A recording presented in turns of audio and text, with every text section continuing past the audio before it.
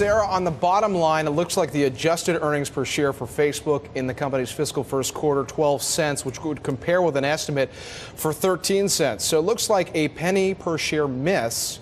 But the sales number from Facebook coming in ahead of Wall Street estimates. Wall Street was looking for $1.44 billion in revenue from Facebook, and the company reporting $1.46 billion.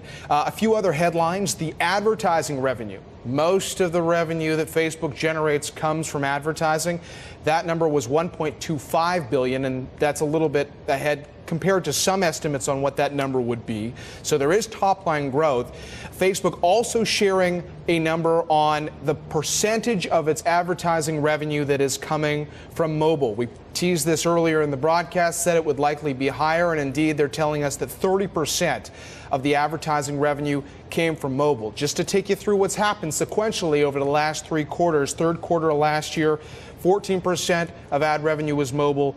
Fourth quarter was 23%. Now they're telling us it is 30%. They're also giving us lots of new numbers on how many people are using it. They say they've got 1.11 billion monthly active users as of the end of March. So that number continues to climb. Obviously, it's tougher to grow at such a big rate when you're already over 1 billion users, but that's a big number.